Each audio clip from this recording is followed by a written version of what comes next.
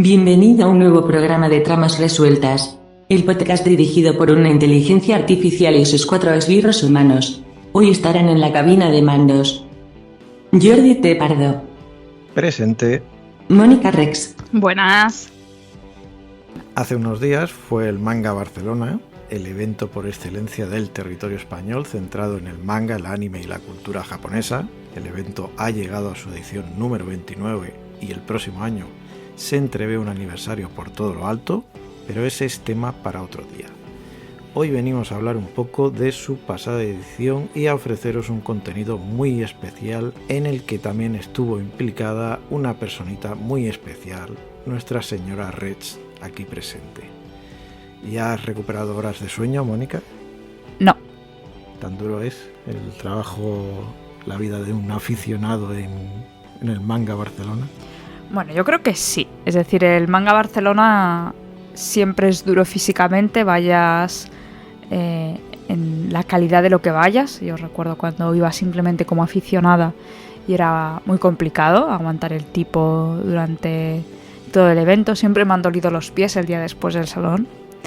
Pero ahora que hay un grado más de responsabilidad, sobre todo, bueno, en el del manga, porque es el manga, hay autores japoneses, requiere tener claras ciertas cuestiones de etiqueta, / saber estar, / protocolo, y en el del cómic, porque al final tratas con muchísimos autores de muchísimos lugares del mundo también en este caso, y al final quieres dar una buena imagen de Barcelona, de Ficomic, del evento en sí. Con lo cual, para mí, sobre todo este aspecto, ¿no? Intentar que la gente se vaya contenta y con la sensación de haber sido bien tratada, es un extra de estrés que no contribuye a que me duran los pies, pero sí a que me dura el alma. Bien, por situarnos, por si alguien llega a este podcast sin haber visto las anteriores temporadas y los anteriores episodios del programa. Mónica, aquí presente, aparte de ser mi médico de cabecera, es fundadora de Tramas Resueltas, miembro de la CD Comic y colaboradora en Zona Negativa y otros medios ligados al cómic y el manga en sus más distintas vertientes. Pero los que seguís nuestro programa también sabéis que suele colaborar con Ficomic, que es la organizadora de los actuales salones del manga y el cómic de Barcelona, anteriormente Salón del Cómic y Salón del Manga, presentando mesas redondas, charlas y otros contenidos. Bien, cuéntanos, Mónica, ¿cómo es disfrutar de estos eventos desde el otro lado? Ya hemos comenzado hablando de ese dolor de pies, pero ¿hay algo más? Sí, hombre, sí, hay más. Bueno, es diferente, ¿no? Es un grado de responsabilidad que te permite hacer cosas que en tu día a día, al menos yo, no puedo hacer. Entonces, a mí me permite desarrollar mi punto más payaso, siempre lo digo, cuando en algún evento pues alguien me da las gracias por lo que sea, siempre les digo, no, sí, solo soy una payasa haciendo el payaso y aunque lo hago de forma muy profesional, creo que hay un punto de poder liberarme, sacar una parte divertida de mí que en mi trabajo del día a día pues a lo mejor no puedo explotar tanto y que en mi vida diaria está más escondida. Y tú ayer me decías que saco un poco de rollo showman y a lo mejor sí que tienes razón, aunque no te acostumbres a que te dé la razón. O showwoman. Showwoman. Hay que reivindicar un poco. Pero bueno, que claro, la gente que me haya visto trabajar en los salones probablemente estará de acuerdo con esto, pero a mí me gusta combinar la diversión, el que sea algo entretenido y divertido, con hacer las cosas lo mejor posible y de la forma más profesional posible, con un respeto infinito hacia los autores que tengo delante, intentando que todas las personas que están delante de un autor que está hablando se enamoren de él, quieran comprar todo su material y quieran profundizar en sus características artísticas. Creo que las dos cosas no son contradictorias y que de hecho crear un buen clima en la sala promueve que todos estemos más relajados y que se hagan cuestiones más interesantes. Si nos quedamos con los números, solo decir que este año, para variar, el Manga Barcelona ha vuelto a ser un sonoro éxito al reunir en su recinto, durante los 4 días del festival, a más de 165.000 visitantes. En la edición anterior fueron 163.000. No hay mucha diferencia, pero bueno, hay unos 2.000 visitantes extras de crecimiento. ¿Notaste esos 2.000 visitantes extras este año, Mónica? ¿Hacía un poquito más de calor o...? Mira, yo creo que desde el minuto 1 del jueves, que es el día, entre comillas, flojo, aunque este jueves era festivo, todos decíamos, hay mucha gente, mucha gente. De hecho, yo sabía que todas las entradas, bueno, yo y todo el mundo sabemos que las entradas estaban agotadas desde antes, excepto las del jueves, que quedaban unas cuantas el día anterior, pero aún así la sensación era de lleno constante. Que muy bien, por espacios libres, capacidad para caminar, sin agobios, pero mucha gente. Y sobre todo para mí este año lo que ha marcado la diferencia es el buen rollo que había. Había mucha gente, todo el mundo súper contento, transmitiendo ese cariño, esa tranquilidad, ese relax, muchísimas sonrisas, muchísimos abrazos, la gente muy agradecida, muy buen rollo. Profundicemos en eso, así a nivel global, ¿qué te ha parecido esta edición? ¿Y qué dirías que ha propuesto o qué contenidos ha tenido que dirías, vistos en perspectiva, son los que no se deberían haber perdido los aficionados?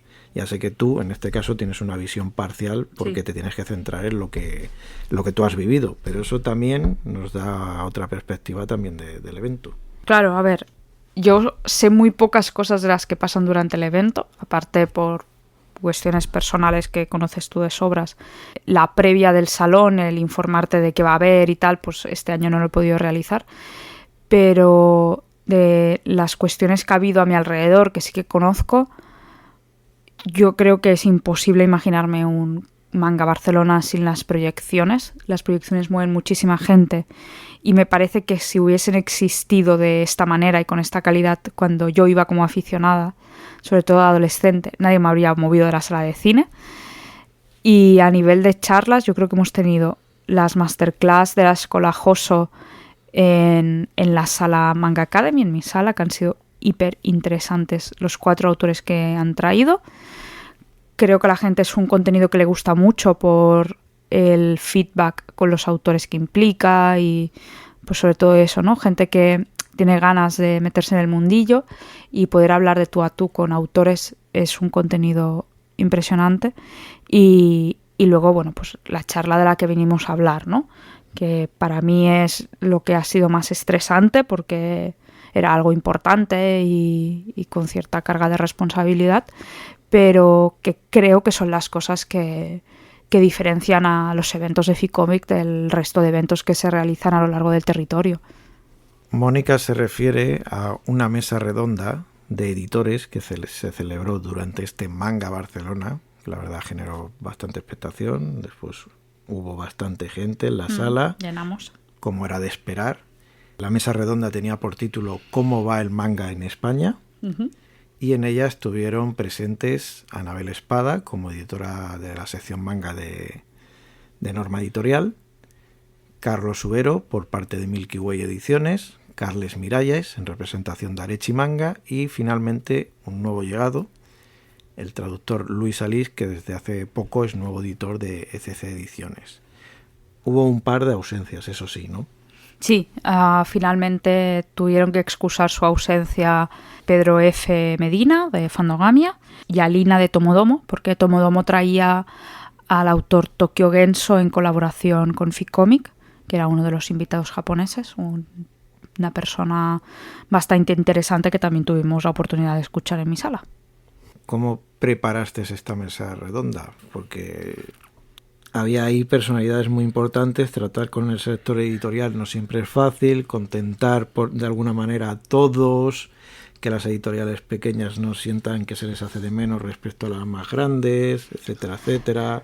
Bueno, no es un contenido fácil, al menos desde mi punto de vista, preparar. No, yo creo que cuando ya me senté delante de la entrevista en blanco, ¿no?, para empezar a picar las preguntas, tuve claro que no podía hacer la misma pregunta a todo el mundo. Primero porque cuando hay tanta gente en una mesa se produce el efecto de sí, lo que ha dicho el de antes, ¿no? Y al final no profundizan y no dicen realmente su opinión. Porque por mucho que tú y yo estemos de acuerdo a grandes rasgos en una misma idea, probablemente lo expresaremos de formas diferentes que añadirán matices a lo que estamos diciendo. Entonces mi primera estrategia, si es que hay estrategia en esto, fue hacer preguntas individualizadas, a raíz de las cuales salieran otro tipo de cuestiones a medida que ellos hablasen, ¿no? Al final, a mí me daba mucho miedo el tiempo, sobre todo porque inicialmente pensaba que tendría 1 hora y al final fue 1 hora y media. Al principio pensaba que tendría 6 participantes y al final fueron 4. De manera que el control del tiempo era una cuestión que a mí me preocupaba mucho. Pensaba que solo podría hacer una pregunta por persona y al final no, aparecen bastantes más preguntas que van surgiendo a raíz de lo que ellos mismos van comentando, ¿no? Pero bueno, lo que sí que tenía clara era la estructura inicial, una pregunta para cada uno, muy centrada en sus líneas editoriales, muy centradas en su cuota de mercado, en a quién representaban estas personas, y luego una final de cara a 2024, ¿no? ¿Qué creéis que va a pasar al final? Porque como está ahora el estado actual del manga en diciembre del 2023 tiene mucho que ver, ¿no?, con cómo va a estar a lo largo de 2024. Y creo que era la única manera posible de cerrar. Claro, porque se ha hablado mucho y se habla mucho, sobre todo en redes sociales, pues de la situación actual del manga, de la importancia que tiene en el marco, en el tejido editorial actual de nuestro mercado ligado al cómic.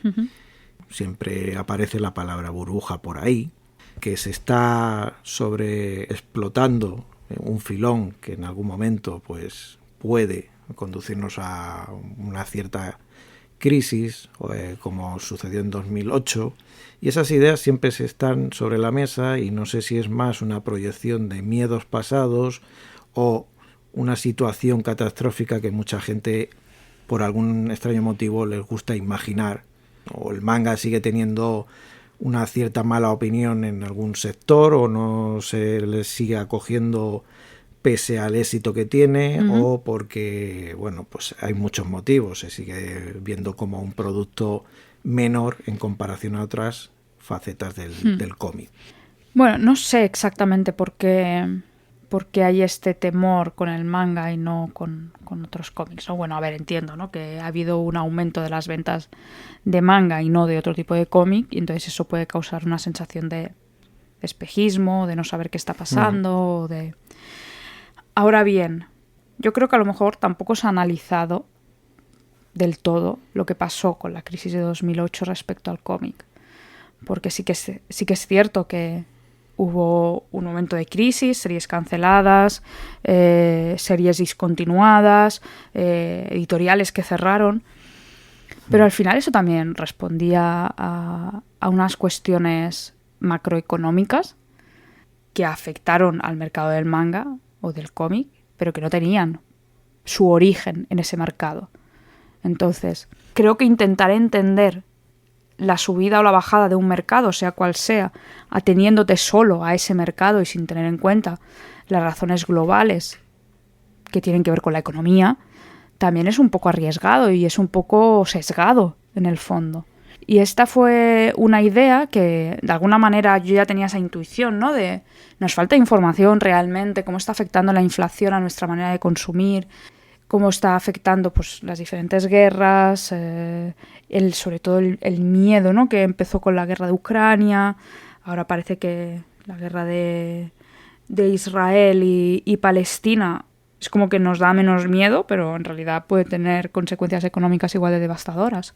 Y cuando leí el artículo de Ana Bella en el periódico, que se cita al principio de la mesa redonda y a lo largo de la misma, allí salía el concepto de cuestiones macroeconómicas, ¿no?, sobre todo el tema de la inflación. Entonces, realmente no creo que haya una burbuja del manga, y creo que a lo que llamábamos burbuja del manga del año 2008 no habría que denominarle así, sino que fue una crisis económica transversal que se llevó muchos mercados por delante Y obviamente se llevó un mercado que es débil porque no es una prioridad. Porque antes las personas comen que leen, obviamente. Entonces, bueno, creo que alguien que no soy yo, porque no soy economista y porque no tengo los conocimientos necesarios para hacer este razonamiento, debería explicarnos realmente qué pasó en 2008 con el mercado y hacer un análisis sesudo del mismo, más allá de Glenat se fue a la porra porque Joan Navarro empezó a licenciar en catalán y que las series se discontinuaron porque la gente no compraba. Bueno, vale, sí, gracias. Pero a lo mejor no es culpa de las editoriales, a lo mejor no es culpa de los compradores, sino que, no sé, crisis del ladrillo. Hay una crisis económica que empezó en Estados Unidos. Bueno, y aparte, yo creo que también tenemos que analizar qué es lo que ha pasado en los últimos años y por qué ese boom del manga, si queremos llamarlo así, sí, que yo creo que desde mi punto de vista siempre modesto es una simple evolución lógica de un producto que cada vez tiene más acogida, que además tiene un respaldo muy potente a nivel audiovisual, de empresas que están al otro lado en la producción de anime. Aquí pues tenemos a Selecta, tenemos a Yonu, tenemos a Crunchyroll, y que ya llevan varios años proponiendo un contenido para los aficionados y que yo creo que también redunda en el hecho de que la gente se acerque más al final al manga, que es muchas veces es el producto original. Eso, cómo afectó a la pandemia, eso ya se comentó en su momento, que claro, pues lo que es la venta de libros y cómics y tal se impulsó también durante la pandemia, porque mira, pues algo había que hacer mientras estabas encerrado. Entonces, yo creo que simplemente a veces intentamos llevar los discursos un poco de aquella manera hacia nuestro terreno para justificar nuestras ideas, pero que se requiere, como tú dices, una visión de mucho más conjunto para analizar todo lo que realmente está pasando, porque si no, por ejemplo, no se explica, y alguien dirá, es que no tiene nada que ver una cosa como otro, pero no se explica el éxito de un evento como el Manga Barcelona o como los 100 y pico mil que se celebran a día de hoy en España y que son los más rentables, con diferencia respecto a muchos que se hacen centrados propiamente en cómic.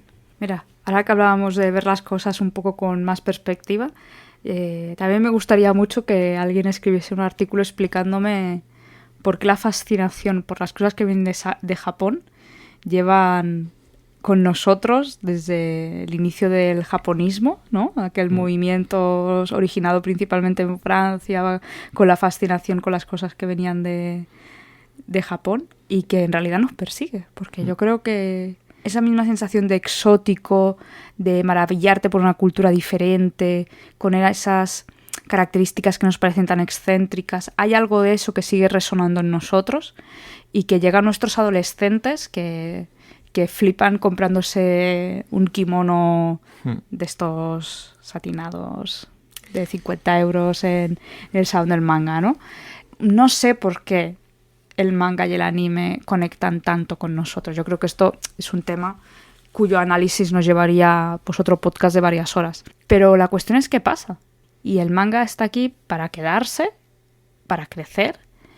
Y lo más importante de todo es que el manga ya no es solamente el cómic hecho en Japón con una editorial japonesa para un público japonés, sino que ha evolucionado en otra cosa.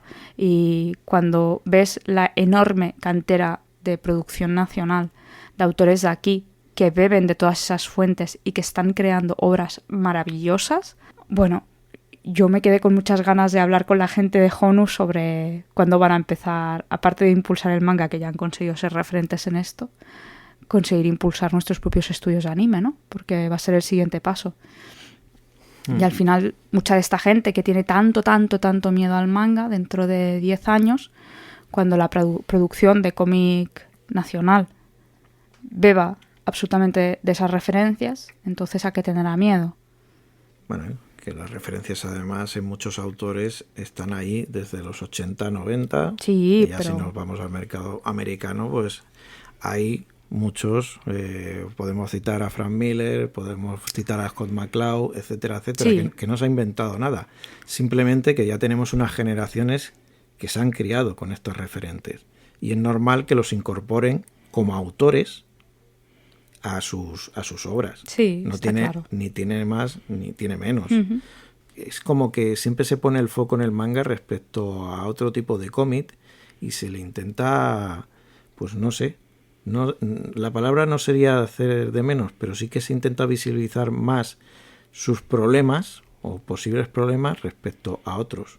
Y ahí dices, bueno, es que no se está publicando demasiado, por ejemplo, cómics de Marvel, porque, vamos, hay también una saturación en el mercado evidente. Bueno, a lo mejor podríamos hablar más de burbuja en torno a esa práctica editorial que yo nunca entenderé de sacar la grapa, luego el tomo blando, luego tomo cartoné, luego el tomo la rústica, luego... Claro, pero es y que luego tradición y tradición y tradición del mismo material todas las veces. Pero además Bueno. que publicaciones que siguen siendo en comparación mucho más caras, Ujú. porque la ventaja del manga, aunque ahora se está apostando mucho por ediciones integrales, ediciones de lujo, etcétera, etcétera, en comparación sigue siendo más barato que cualquier producto o que la mayoría de productos de cómic europeo, nacional, Sí. americano. Ujú. Entonces, es que es todo un conjunto de cosas que hay que tener en cuenta. Y aparte, en esta charla que tuvisteis, esta mesa redonda con editores, se remarca mucho el tema de la diversidad, que obviamente es un mercado que ha evolucionado Ujú.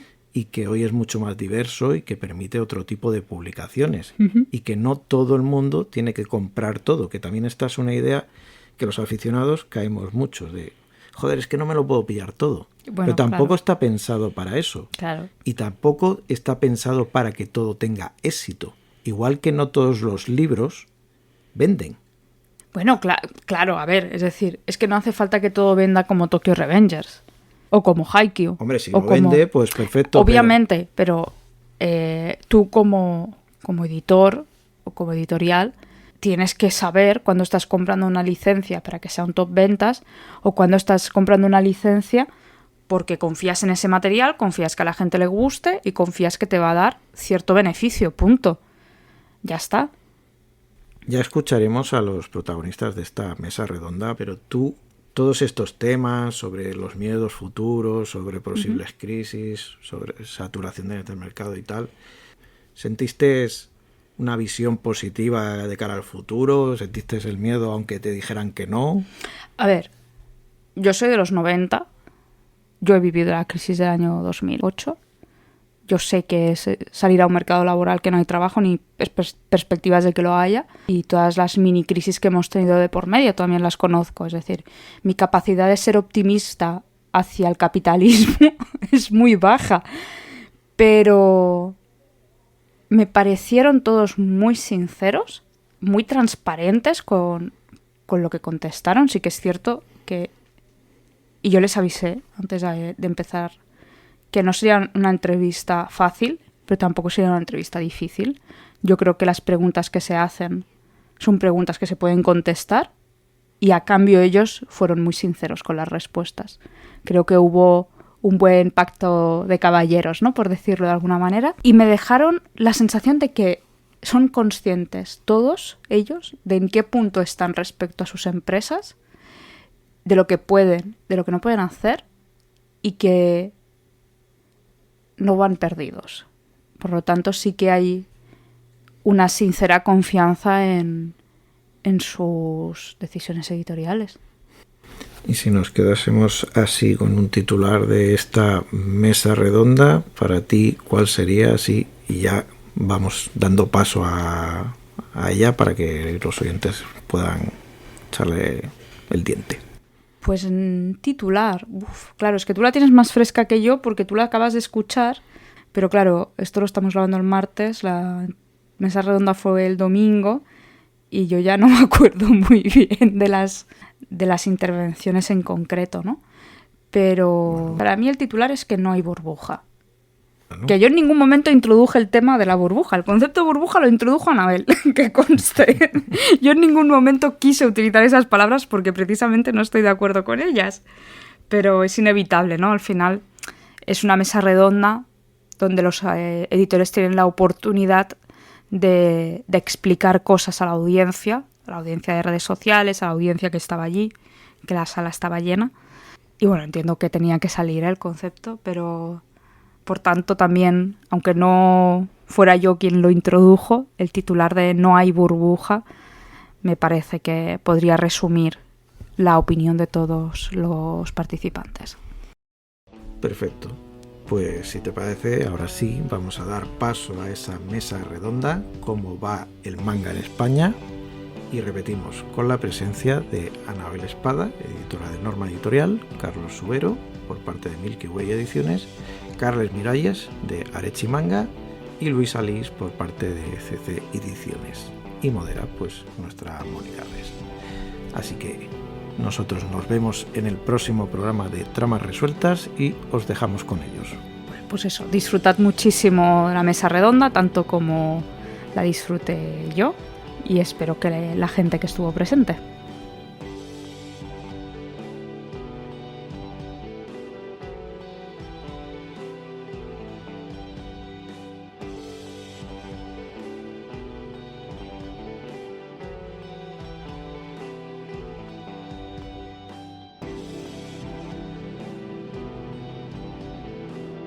Bienvenidos a todos a esta espectacular mesa redonda donde intentaremos hacernos una idea sobre el estado actual del manga en España. Para ello tenemos un elenco de invitados excepcional. En primer lugar tenemos a Anabel Espada, editora de Norma Editorial. A su lado está Carlos Subero, de Milky Way Ediciones. Si los podéis aplaudir, me parece bien, así entran en calor.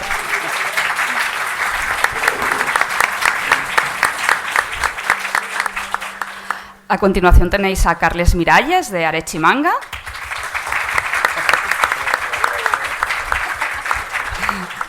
Y finalmente tenemos a mi derecha a Luis Alís, recién estrenado editor de CC Ediciones.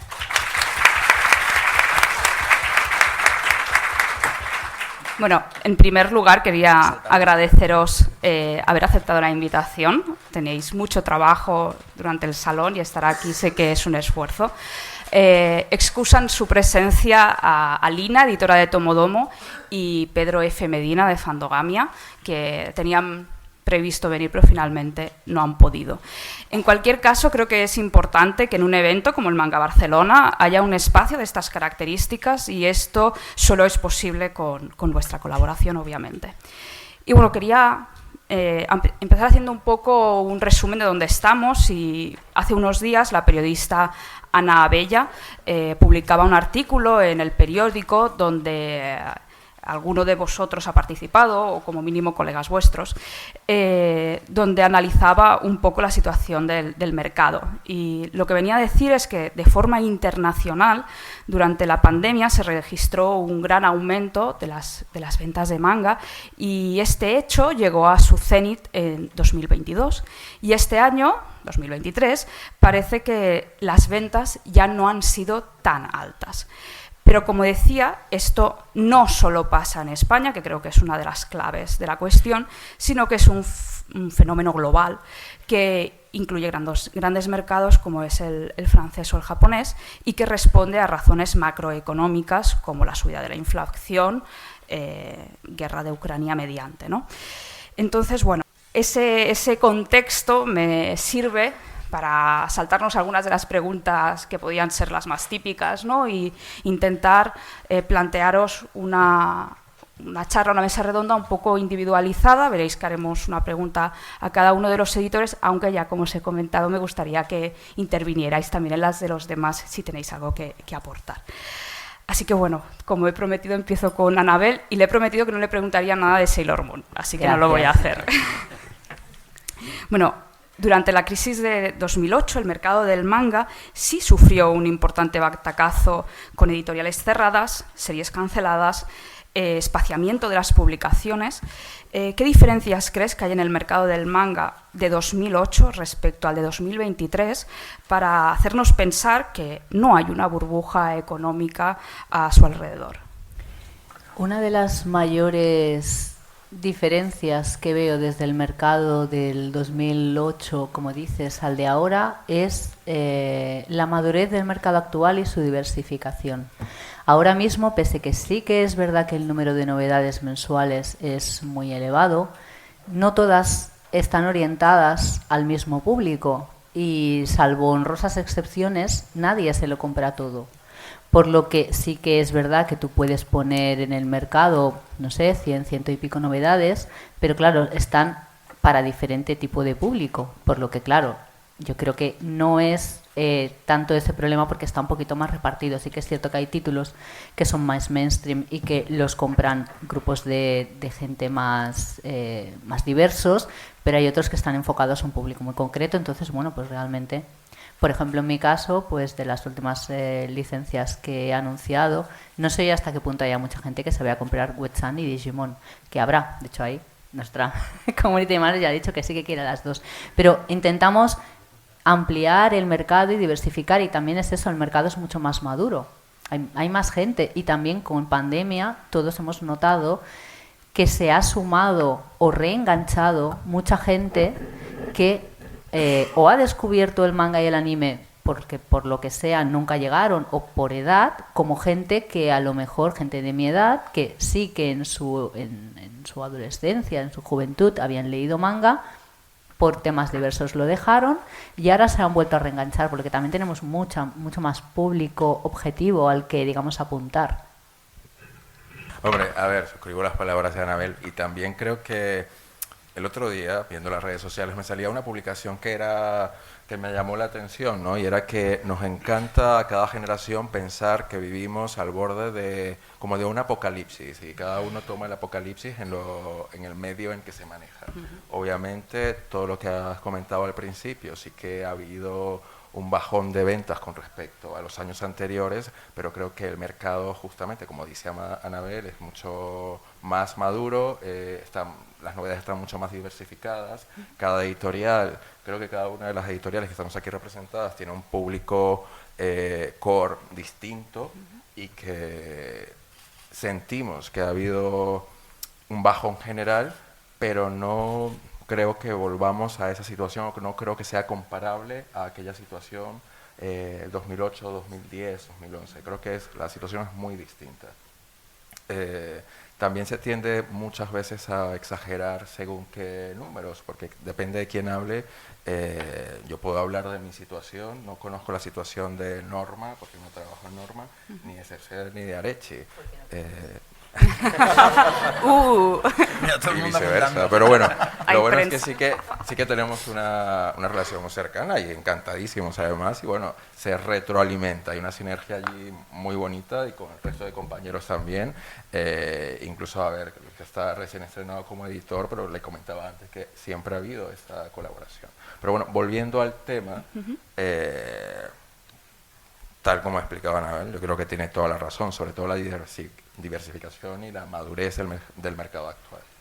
Y volveremos a crecer en general, pero de una forma orgánica, sana. Yo creo que esos últimos 2 años no son fieles representantes de una estadística real. Era una imagen muy bonita y real, fantástica, que la aprovechamos todos, y ahora otra vez a la realidad, que sí, puede ser negativa comparada con esos 2 años, pero que para nosotros, por lo menos, y creo que para vosotros también, es positiva comparado con los años anteriores a esas cosas. Muy interesante todo lo que han comentado, y sobre todo la tirada de caña. Carles Miralles tiene una amplia experiencia en el mercado del cómic europeo, y hace un par de años fundó el sello de Manga Arechi. Tu posición nos permite adentrarnos en una cuestión muy importante, y son las diferencias entre el mercado del cómic europeo y del manga aquí en España, porque puedes comparar, ¿vale? A nivel puramente editorial y de las características del mercado, ¿qué diferencias estás detectando? ¿Vendes más manga que vendes europeo? Claro, ¿esta tendencia a la baja es equivalente en los dos terrenos? Bueno, es difícil, ¿eh? O sea, porque claro, el precio en cómic europeo, además de los que saca Yermo, bascula entre los 30 a los 40 euros, ¿no? Imaginaos sacar un manga de esas características, ¿no? O sea, nos crucificarían.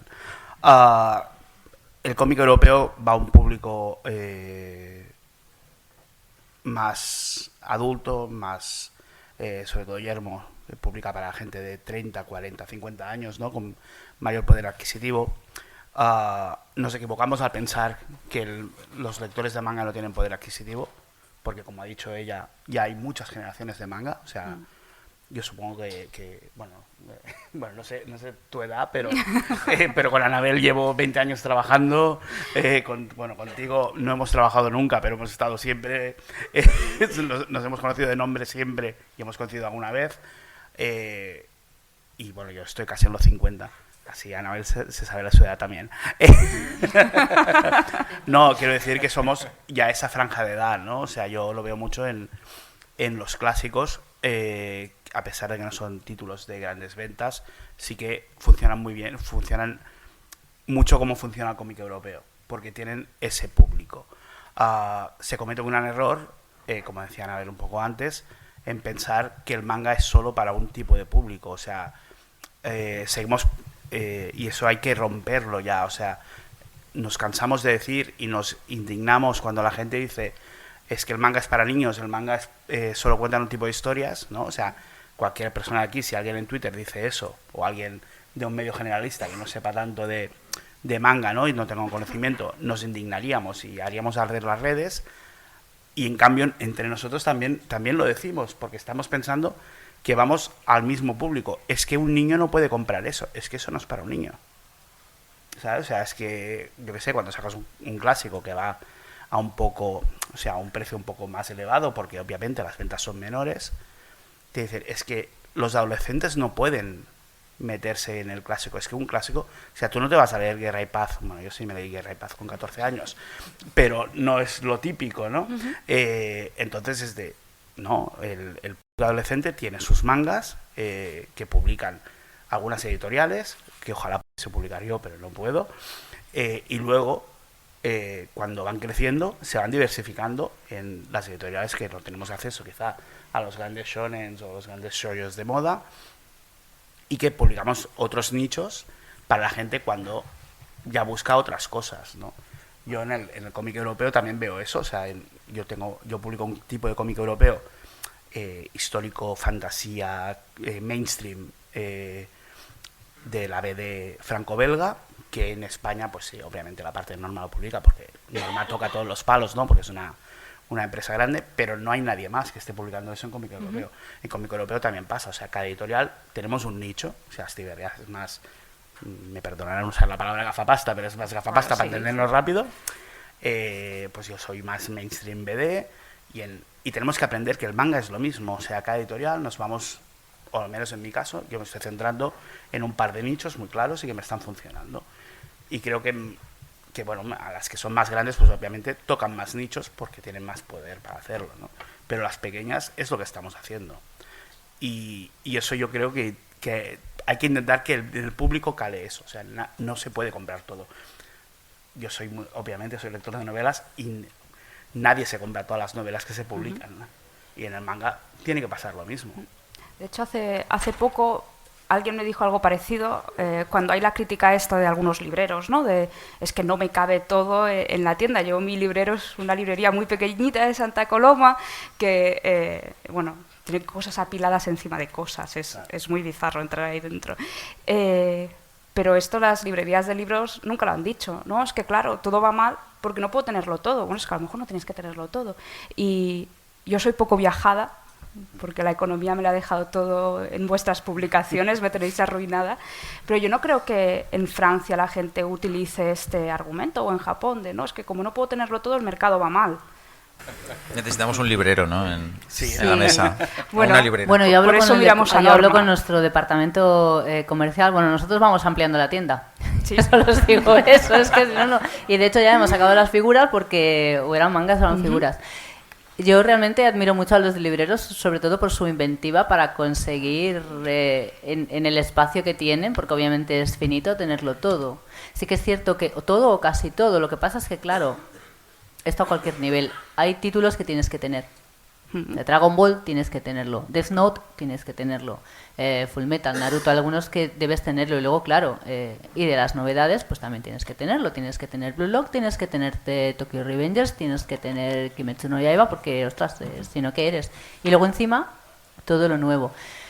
Esto lo que nos afecta a las editoriales sobre todo es que el tiempo de el tiempo de vida que tienen las tiendas nuestras novedades, salvo que sea un título que pase, digamos, al altar de lo de debo tener, es más limitado. Pero es que, claro, si no, ¿qué hacemos? Dejamos de sacar. Es que es todo muy, muy complicado y no se me ocurre una buena solución, sinceramente. Hombre, también depende mucho del tipo de librero. Yo recuerdo, creo que comentaba antes, obviamente tienes que saber elegir qué tienes en tu tienda. Y antes de venir al salón estaba leyendo un artículo de, lamentablemente, una librería pequeña de reciente creación, un par de años, creo que era en Vigo, cerraba, que pedía ayuda, apoyo a la librería y tal. Y le preguntaban de qué tipo de cómics, era una librería de cómics y solo vendía americano. Él, no, que no le gustaba el manga, no tenía manga. Cuando vemos que el manga representa, yo diría, bastante más del 50% de la facturación total del cómic. Así como nosotros, aparte de ser editorial, tenemos distribución directa a varios territorios, entre ellos Cataluña, y hay librerías que no solo no es que no te piden todo, hay librerías que, por ejemplo, no te piden BL porque no me gusta el BL, con la explosión que ha tenido el BL en los últimos años. Entonces tú mismo te estás limitando a la capacidad de venta que puedas llegar a tener, que está en todo su derecho, por supuesto, pero entonces no puedes quejarte si estás perdiendo esas ventas porque tú has decidido no tener según qué tipo de géneros o cómics en tu tienda. Depende de cada quien también. Y hay gente, hombre, los libreros tienen una labor importantísima y hay que intentar ayudar y apoyar a las librerías, pero obviamente si a una empresa, a una editorial tiene una cierta cantidad de novedades y dependiendo de dónde las coloque le funciona, no tendría por qué dejar de sacarlas, obviamente. Y luego también es la competencia sana.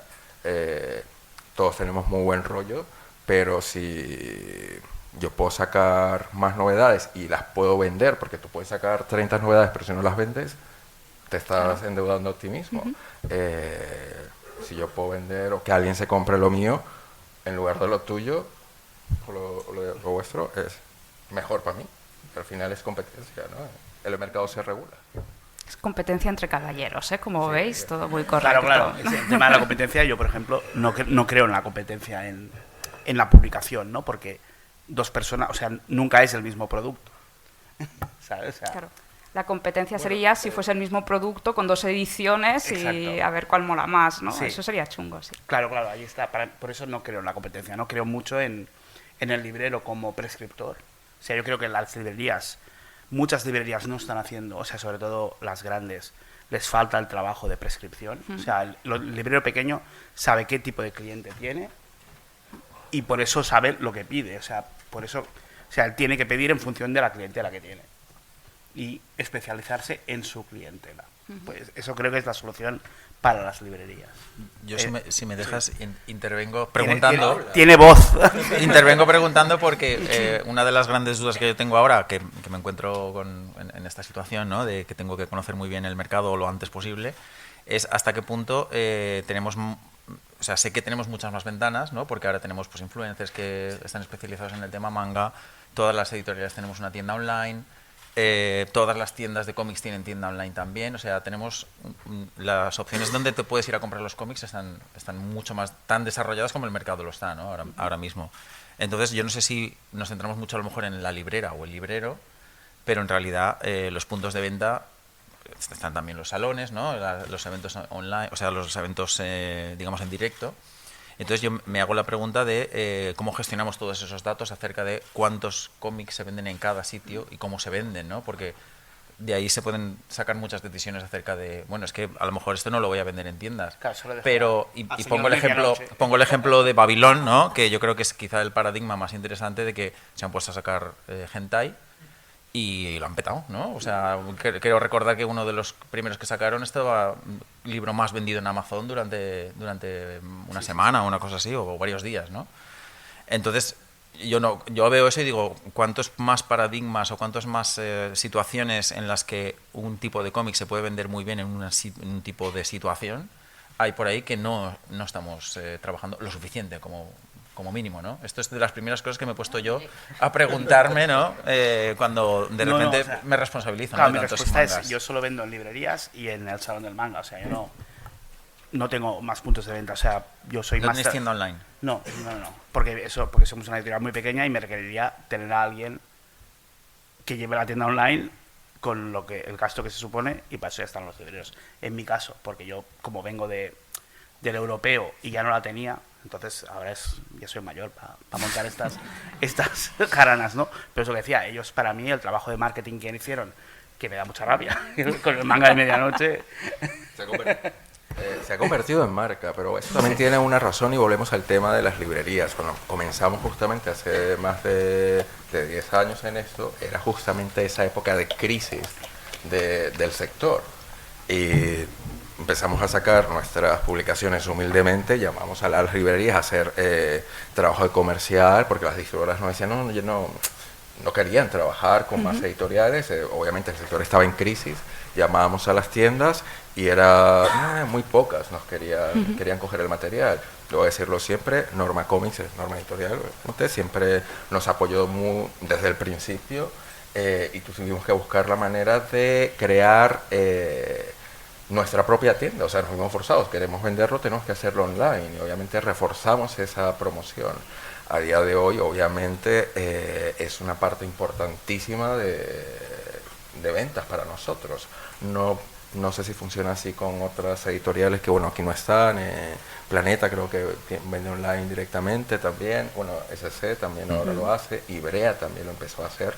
Y es porque obviamente hay un público que es más ávido a comprar directamente online. Eso es inevitable. Hay gente que simplemente no le gusta ir a la librería o no tiene tiempo para ello. O no tiene Entonces, tienda claro, alrededor. Y también hay ciertos títulos que, pues, como lo que comentabas antes del hentai, que igual a la gente le da un poco de reparo a día de hoy ir a comprar un hentai, o simplemente el librero no te lo va a exponer allí porque en una tienda de cómics entran niños y por mucho que le pongas una etiqueta de cómics para adultos, las portadas del hentai son como son, entonces no te interesa, claro. Y también luego lo que comentaba Carles es lo apetado también es muy relativo. Quizás las ventas de ese hentai para Babylon sean extraordinarias, no sabemos qué tirada tiene y tal, pero para una editorial como Norma Editorial, que es bastante más grande y que necesita que los números sean distintos para poder decir este título lo ha petado, sea un número insignificante. Entonces, claro, eso es muy relativo, no conocemos los datos de los demás. Sí. Obviamente cada quien vende lo suyo porque lo tenemos que vender, ya está. Y lo tienes que vender lo mejor que puedas, pero todo es muy relativo.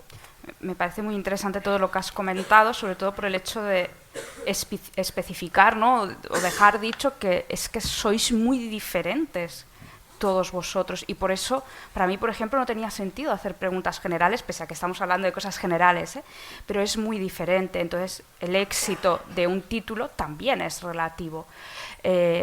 Luis ha dejado entrever una cosa que yo en principio no quería preguntaros, pero como me ha dado pie él, lo siento.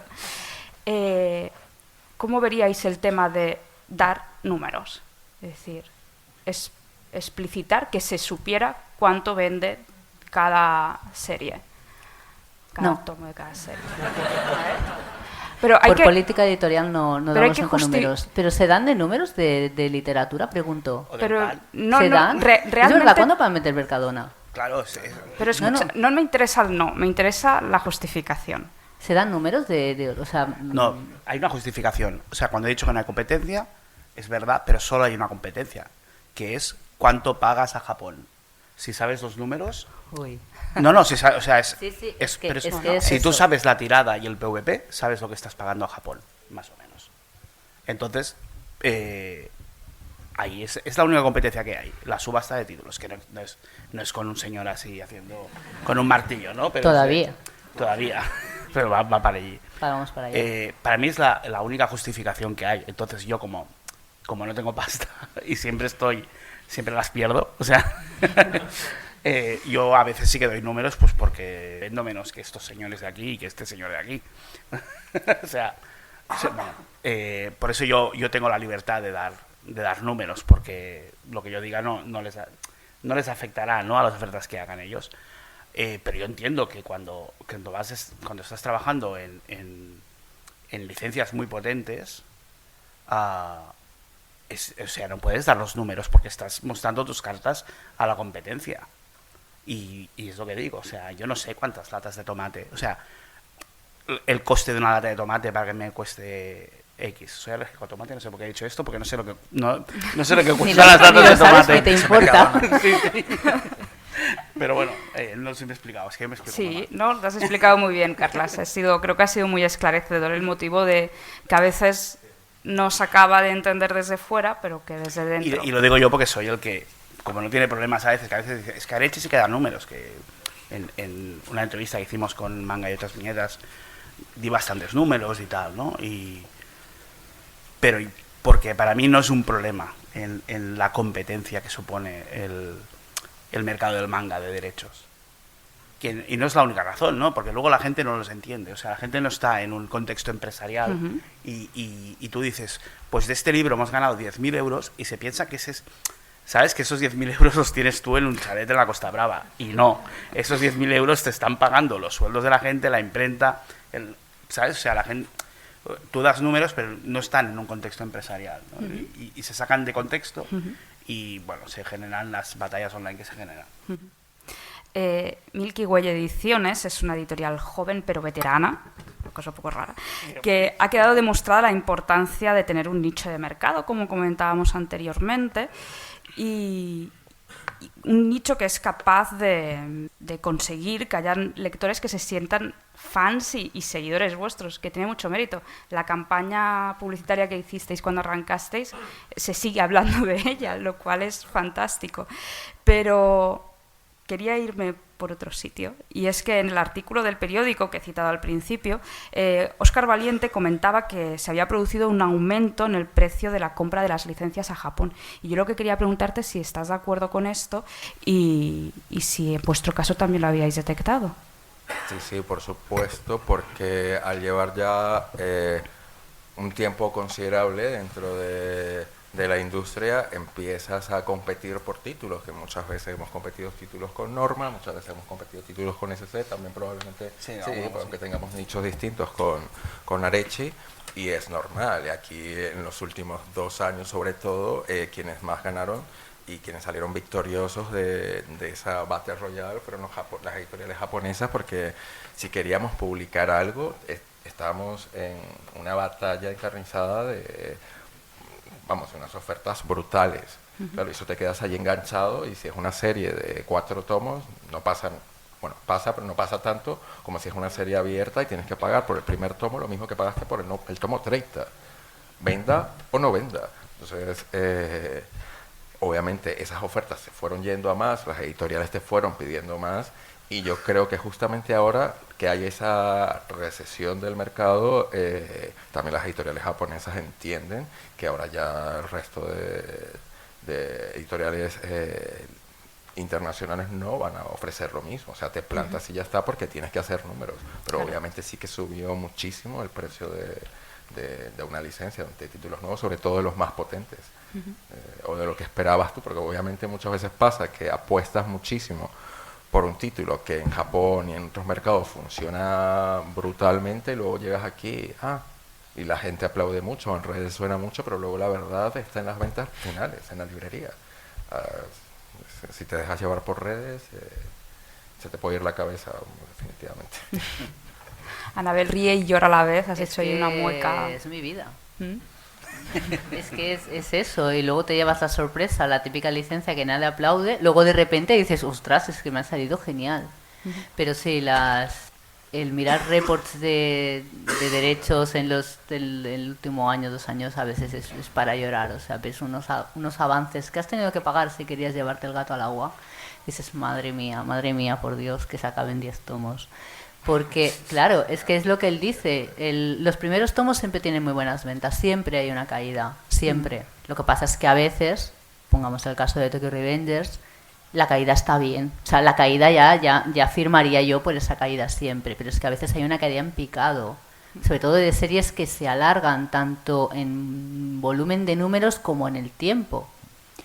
Pero es lo que él dice, si tú has dicho que por cada volumen de esta serie vas a pagar X, lo vas a pagar igual. En el número 1, 2, 3, que las ventas más o menos están bien, pues acabas amortizando y acabas pudiendo pagar derechos y tener un beneficio, pero es que en los otros, es que a veces llega un momento que las tiradas que tú tienes que hacer en función de tus ventas, aunque la vendieras completa, no amortizas el mínimo garantizado.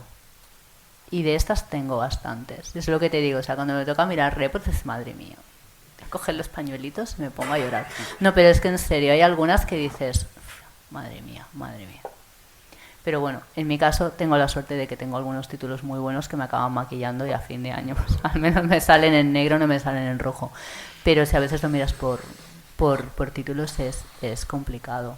Y lo que comentábamos, el tema de las licencias esperemos que se normalice porque ya no solo que los títulos potentes o que consideramos que tienen cierto potencial están reducidos, porque todos estamos esperando el nuevo Jujutsu Kaisen, el nuevo Guardianes de la Noche y el nuevo Tokyo Revengers, a ver cuál sale, sino que dice, claro, es que cada vez somos más. Entonces, cuantos más jugadores haya sobre el tablero, pues las apuestas también suben. Y hay veces que Óscar y yo tenemos que hablar muy seriamente de ¿te lo crees? ¿Te crees que tenemos que llegar hasta aquí? Y ha habido veces que nos hemos descolgado en plan de, es que no me lo creo. O sea, yo no creo que podamos vender lo suficiente como para mínimo no perder dinero. Entonces, hay veces, pues mira, hay veces que dices, venga, va, sí, tengo un pálpito, vamos para allá. A veces sale bien, a veces sale mal, obviamente. Pero es que hay veces que es que realmente ves que la misma negociación o la misma puja o lo que te dicen, porque luego es en plan de, mejórame la oferta.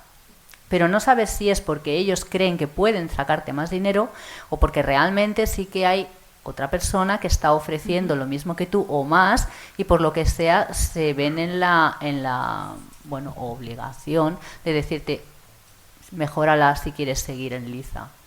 Tú nunca lo sabes, tampoco te lo van a decir obviamente, pero sí que últimamente ya parece esto más un juego de estrategia que de edición de cómics, al menos desde mi punto de vista.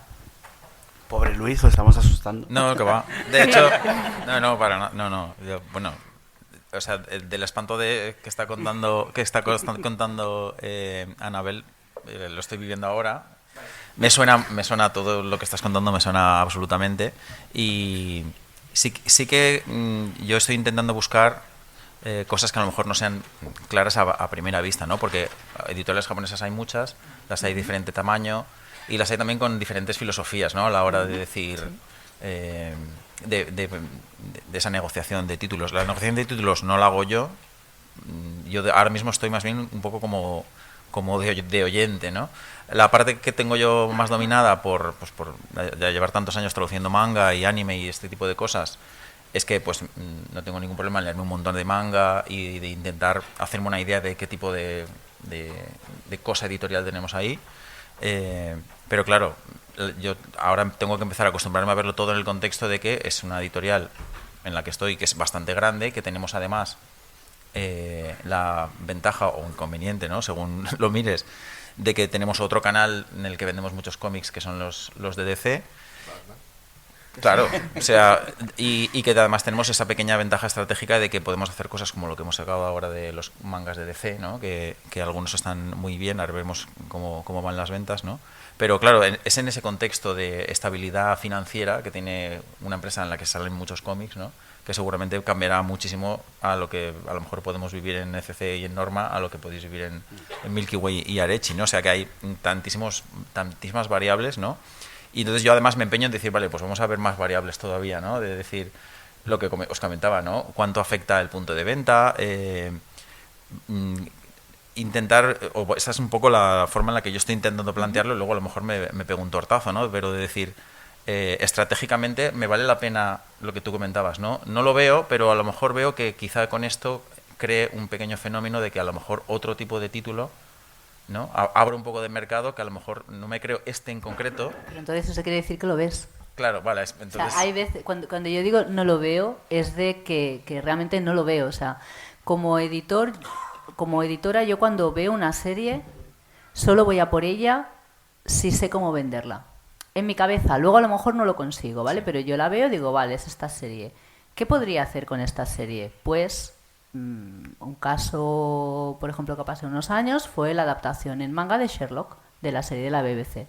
Pues yo cuando llegó la serie, pues le dije a Óscar, oye, mira, ¿y si hacemos 2 ediciones?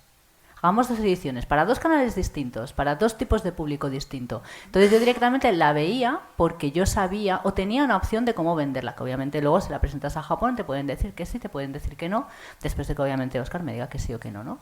Pero yo la veía, o sea, yo tenía una idea de cómo venderla. Ha habido veces que hemos valorado títulos y decíamos, ostras, es que no sé por dónde salir. O sea, yo no sé cómo colocaría esto en el punto de vista. Yo no sé cómo interesar al público objetivo de esto. O este es un canal que es que no dominamos, no se nos da bien. Pues entonces, pasando, claro, y a veces lo decimos, que la coja a otro. Y muchas veces hasta ya sabes quién la va a coger. Yo creo que esta la veo más para Milky. Esta la veo más para tal. Y porque sabes que eso es un hueco que trabaja muy bien y que, ostras, a ti no se te da o que tú no puedes en ese momento hacerlo. Pero es lo que te digo, en el momento que tú ya ves con esa o con otra por dónde podrías tirar, yo es cuando considero que puedes verla. Es cuando directamente me bloqueo y digo, no, es que no. Es que me lo das y no sé qué hacer con esto. Pero bueno, por eso lo digo. Intentas, cuando llevas tiempo en esto, intentas también, porque no puedes ahogar a tu propio nicho. Obviamente, porque si vendes BL, pero empiezas a sacar 20 BLs, cuando 5 te vendían muy bien, obviamente si ahora sacas 20 y tienes la misma cantidad de personas, pues no vas a vender tan bien. Entonces, tienes que saber elegir por el título al que vas a ir, pero también tienes que saber que tienes que diversificar en algún momento. Nosotros, por ejemplo, no solemos sacar el tipo de shonen que suele sacar Norma, algo bastante más mainstream o que se va, ¿no?, más a ese mercado. Eso no quiere decir que no tengamos algún título un seinen que venda tan bien como un shonen, superventas sino simplemente manejamos otro público, pero no puedo ahogarlo. Tengo que intentar quizás, sin ser competencia real, meter un poco la patita allí y entonces competir por un shonen, competir por tal, porque tienes que, obviamente una empresa que no crece es una empresa estancada, una empresa que va en retroceso y siempre tienes que pensar en competir, ganar, pero como dice Anabel, tienes que saber por qué título sirve y porque tienes que saber cómo venderlo. De nada te sirve tener un potencial superventa si tú no lo vas a saber vender, no lo vas a saber colocar. O sea, hay títulos que es un superventas en otro mercado, tú no lo supiste vender, en cambio como tu nicho es más fiel a otro título, tienes un título que te costó muchísimo menos y que es infinitamente más rentable que el último superventas en Francia, pero que aquí no funciona porque tú como editor no lo supiste vender. Hay que pensar un poco, conocer tu propio mercado, ser realista sobre todo. Muy bien. Bueno, tal y como ya hemos ido comentando, Luis Salís ha fichado recientemente como editor de CC, pero su vinculación al mercado como traductor está desde hace mucho tiempo. Esto, en realidad, te convierte en una voz muy interesante. Gracias.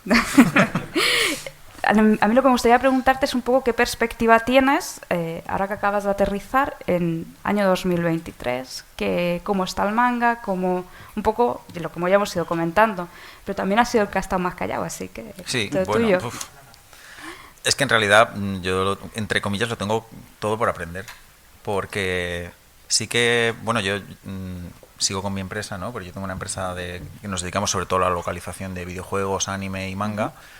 Y ahora mi ocupación principal es esta, ¿no? Porque CC llamó a mi puerta y me hizo una oferta pues que no pude rechazar, ¿no? Porque de hecho yo pues vivo en Valencia y teletrabajo, ¿no? Por decirlo así. Y tengo tantísimo por aprender. Sí que es posible que ciertas partes de la industria, un poco desde dentro, las tenga más amasadas, en el sentido de que pues yo he tenido que entre comillas, y suena un poco raro, ¿no? Pero convertirme en empresario, ¿no? Porque he tenido que preocuparme de cosas como nóminas, costes de producción, lo que cuesta una cosa, lo que cuesta otra, cuando ofrezco proyectos a mis clientes, márgenes, no, todo esto, ¿no? O sea que desde ese punto de vista sí que tengo pues, una pequeña base de partida. Y luego que a mí la parte más bonita y más chula de mi trabajo es analizar, ¿no? Pues el tipo de cómics que hay en el mercado, los que se van a lanzar, los que se han publicado, los que se podrían llegar a publicar. Toda esa parte está muy bien. Ahora es que yo tengo que también aprender hasta el punto de poder llegar a tener pues unas conversaciones como las que tiene, por ejemplo, Anabel con Óscar, ¿no? Que de momento yo no las puedo tener, ¿no? O sea, cada cosa que yo me planteo, que yo percibo, inmediatamente me la cuestiono.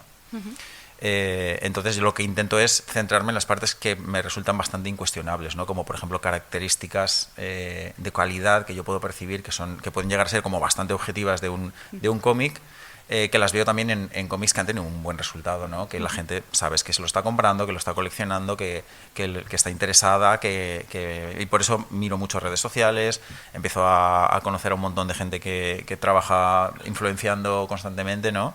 Y estoy intentando hacerme mi pequeña composición de lugar en ese sentido y también buscando la rendija en la que yo puedo empezar a pues, meter mis gustos, ¿no? Como lector, que en un momento dado pueden ser muy diferentes de lo que se ha ido incorporando al mercado, y yo pues, soy demasiado optimista y ese va a ser, supongo que va a ser mi gran caída, ¿no? Porque llegará un momento en el que yo tendré tan clara una obra que a lo mejor pues no tiene el impacto, ¿no? Pero el optimismo que tengo es que pueda haber aportar una visión nueva de que haya obras que tradicionalmente, y bueno, de hecho ya ha pasado, ¿no? Porque por ejemplo se ha anunciado que hay no solo una sino 2 obras de Mitsuru Adachi que están ya por ahí licenciadas, con lo cual pues es una alegría, ¿no? Porque es un paso en esa dirección, ¿no? Por ejemplo, hubiera sido una propuesta que yo hubiera hecho a mi dirección editorial, que es un autor que pues por X y por Y, a pesar de todo lo que lleva demostrado en todos estos años, pues que ha estado ausente, ¿no? Entonces sí, esa es una pequeña pista, ¿no? Quizá de las cosas que yo voy a intentar aportar, pero que tienen que cuadrar absolutamente dentro de todos los contextos, pues eso, financieros, de catálogo, ¿no? Del catálogo que queremos tener. Y una de las cosas que más me interesan es ser consciente de que a lo mejor te va a tener que tocar licenciar, por decir algo, ¿no? 3 mangas de terror buenísimos que justamente en ese momento te toca porque lo puedes hacer, cuando ya tienes mucho manga de terror, pero es que a lo mejor esos mangas de terror van a estar a lo mejor 1 o 2 años en publicación, y a lo mejor el año siguiente tienes que publicar menos porque ya hay bastante, ¿no? Pero no puedes decir, bueno, pues 25% mangas de terror, 25% de este otro género, de esta otra demografía o segmentación, digámoslo así, y voy a ver qué me cuadra en cada casillita, ¿no? O sea, la flexibilidad mental que hay que tener para absorber todas las variables, pues de momento no la tengo, ¿no? Entonces tengo mucho que trabajar, tengo mucho que aprender y pues con la ilusión de poder aportar a lo que tantos años, ¿no? Pues grandes profesionales ya llevan aportando. Claro, es que si yo tuviera que definir el nicho de CC, yo habría dicho que es el manga de terror. Y bueno, claro, con esa absoluta estrella que es Junji Ito, ¿no? ¿Crees que siguen quedando nichos al que puedas agarrarte para tener tu propio espacio más allá del manga de terror? Bueno, nosotros tenemos bastantes obras de lo que se suele llamar demografía femenina, ¿no? Y me parece que ha sido una de las partes en las que, además que lo he podido ver en mis carnes, ¿no? Con autoras que han sido publicadas aquí en España y que en Japón son casi desconocidas, ¿no? Y que aquí tienen un seguimiento, ¿no? y un público así bastante fiel. Me da la impresión de que es una de las partes del mercado y de los lectores de manga y de las lectoras de manga que más efervescencia tiene, ¿no? Entonces yo voy a ir muy ahí de cabeza en ese sentido, porque creo que hay obras muy importantes, y tanto modernas como a lo mejor de catálogo, pero pues lo típico, ¿no? Es lo de decir, vale, a mí me da esta impresión, pero soy súper novato, soy súper recién llegado y hay un montón de cosas de las que no me puedo fiar de mis primeros o incluso segundos impulsos, ¿no? Entonces es una constante, pero sí, o sea, a mí personalmente lo que me gustaría es ampliar, ¿no? Ampliar no solo por la salud del catálogo de ECC, si es que puede haber algo parecido a eso, sino porque una de las mayores ilusiones de cualquier editor de manga, y eso estoy absolutamente seguro por conocernos, el tipo de personas que somos, es que llegue una gran variedad y amplitud de riqueza y de expresividad que tiene el cómic japonés, ¿no? Entonces, por algo es el cómic más desarrollado del mundo. Y pues nada, ahí intentaremos hacer lo que podamos, pero sí, desde luego yo pienso que quizá yo, pues con todas estas décadas de estar metido en el ajo, pues quizá pueda aportar alguna cosita que sorprenda y que funcione. Seguro que sí. Otra editorial que yo creo que tiene una característica muy clara es Milky. Os caracterizáis por series que no sean muy largas. Y antes estabas hablando de todo el tema de derechos. ¿En algún momento habéis pensado en hacer ese salto a series más largas? A lo mejor no tanto como a veces hace Carlas. No hace falta estar tan locos, pero... Os decís a Yafuru, acaban de anunciar secuela. Aparte de 50 tomos vendrán más. Qué bonito eso. Habla con tanta ilusión de esos inicios ahora. Bueno, y hemos anunciado otra serie súper larga. O sea que... No, a ver, sí. Obviamente cuando empiezas en esta industria, creo que lo más inteligente es apostar por series cortas que no supongan una inversión que pueda poner en riesgo la salud de tu empresa y de tu línea. Y las series cortas y los tomos únicos siempre nos han funcionado bastante bien porque sabemos o intentamos escogerla para ese público que conocemos, se fían de nuestra línea editorial y de nuestro criterio.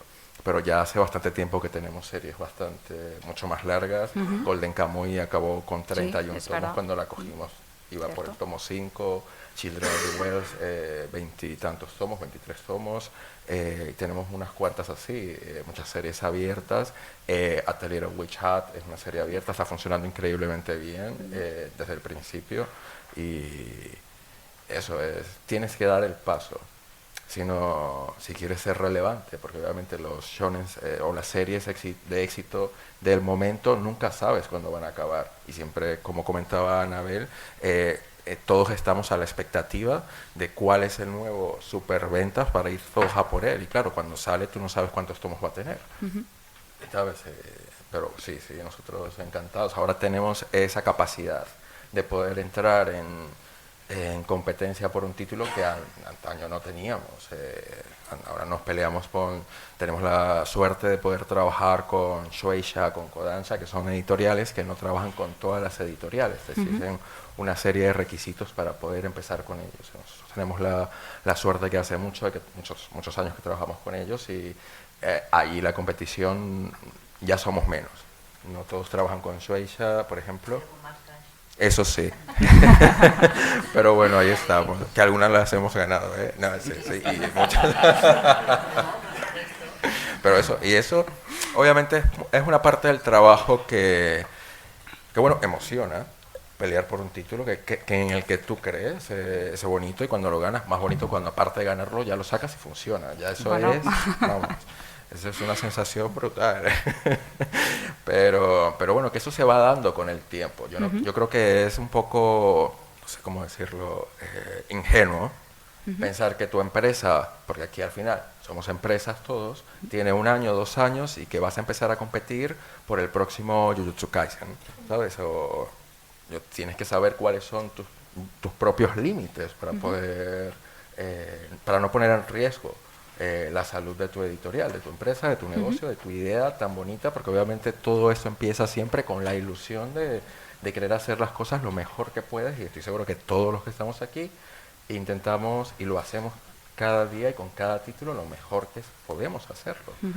Porque también viene la parte de la crítica que podemos ver en redes, por ejemplo, que últimamente a veces, bueno, se recrudece un poco.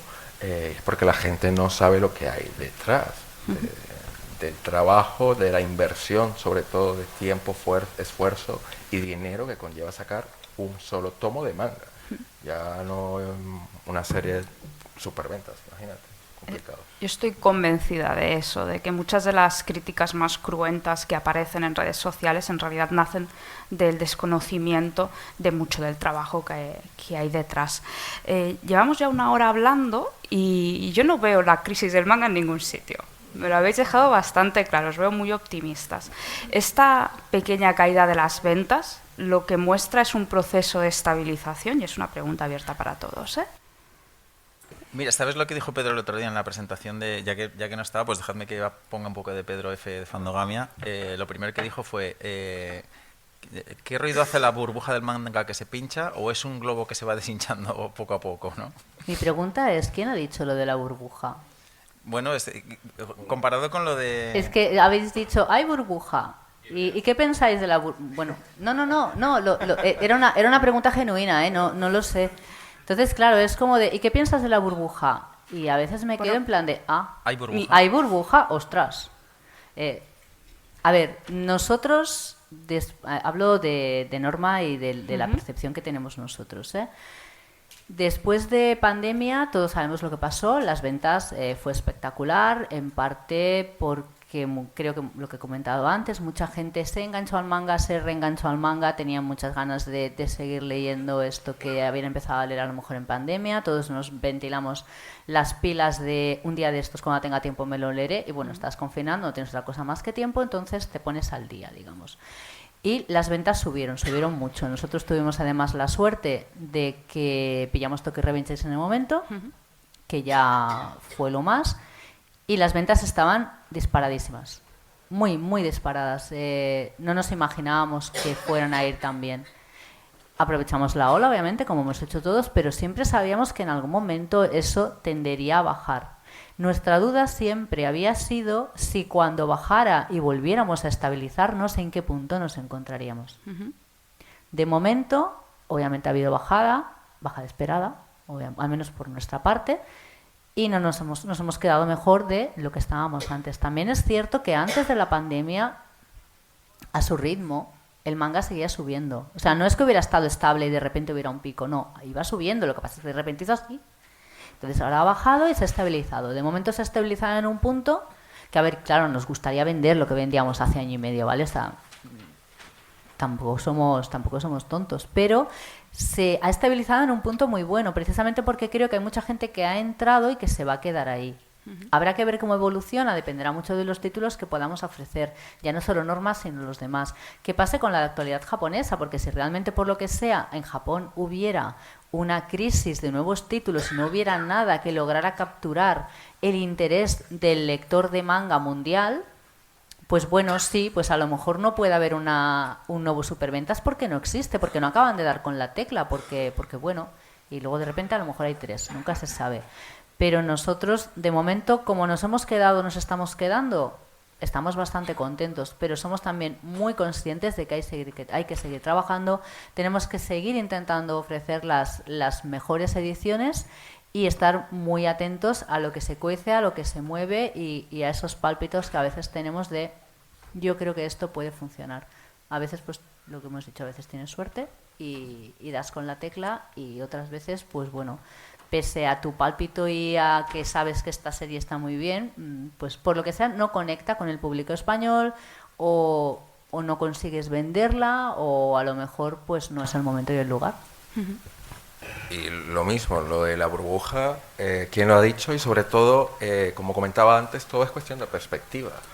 Quizás también sucede que muchas editoriales que comenzaron en esta época dorada del manga, ilusoria, que fueron los últimos 2 años, pensaba que siempre iba a ser así. Ahora que se estabiliza y las editoriales que de forma más tienen una solidez mayor, porque tienen un fondo de catálogo mucho mayor y un público más fiel, o tienes la capacidad que tienes buenos títulos, lo que sea, la perspectiva es totalmente distinta, aguantas de una manera distinta, porque no dependes de que el próximo título que vayas a sacar el próximo mes te va a salvar los otros 7 que tienes en catálogo. Y las devoluciones, es que claro, esto es...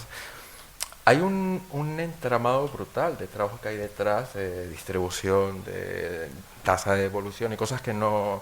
Bueno, que no interesa, o que claro, de colocación de un título, que bueno, que la gente desconoce, no sabe cómo funciona.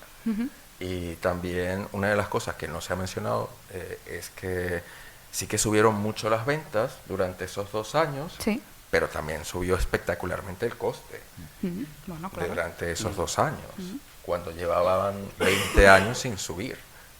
prácticamente o era muy poco. Entonces, claro, eso se junta. Entonces, cuando una empresa no tiene la capacidad de afrontar ese nuevo coste, se ve ahogada, entonces quizás dice, hay burbuja, porque yo no puedo vender lo mío.